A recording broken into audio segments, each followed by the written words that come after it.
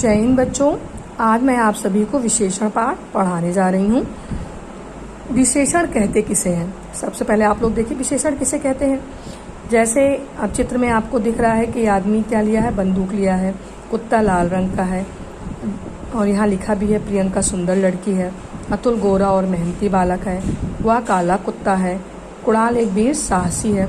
तो ये सब क्या है, जहाँ पे वीर, काला, मेहनती, गोरा, सुंदर, ये सब क्या है, इन शब्द की विशेषता बता रहे हैं। संज्ञा और सर्वनाम की क्या बता रहे हैं, विशेषता बता रहे हैं।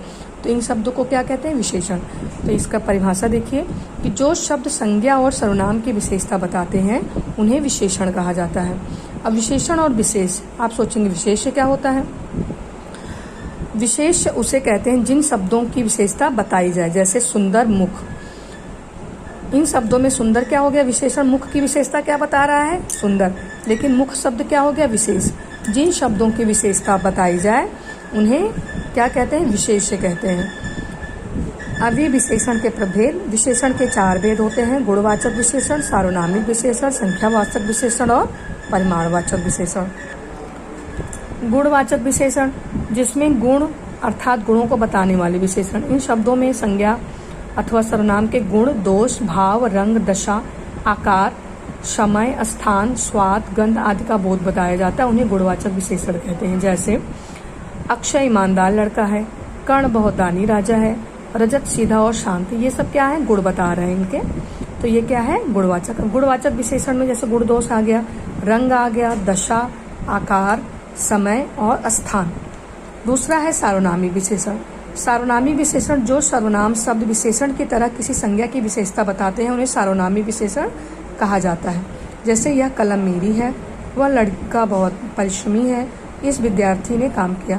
हमेशा इस बात का ध्यान रखें, सार्वनामिक विशेषण के बाद जातिवाचक संज्ञा होती है। सार्वनामिक विशेषण के बाद निश्चित संख्यावाचक विशेषण। जिन विशेषण शब्दों में संज्ञा व सर्वनाम की संख्या का बोध होता है उन्हें संख्यावाचक विशेषण कहा जाता है। जैसे एक कलम, एक छात्र आदि। निश्चित संख्यावाचक जैसे गणनावाचक, क्रमवाचक, आवृत्तिवाचक, समुदायवाचक और प्रत्येकवाचक। ये निश्चित संख्यावाचक हो, जैसे किसकी गणना की जा रही है। क्रम जैसे कोई क्रम में पहला, दूसरा, तीसरा।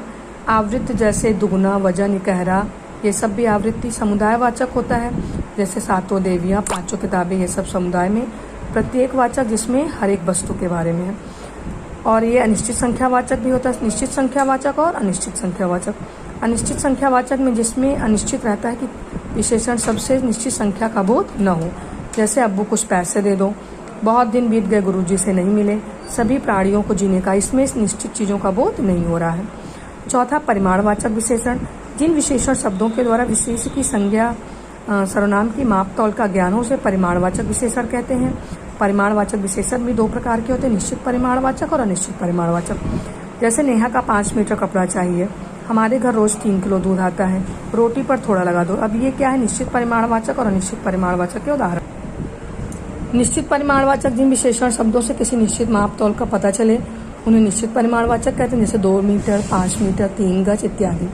अनिश्चित परिमाणवाचक, जिस विशेषण शब्दों से निश्चित मात्रा का माप तोल का पता चलता है उन्हें अनिश्चित परिमाणवाचक कहते हैं, जैसे कई मीटर, थोड़ा कपड़ा, बहुत अनाज इत्यादि।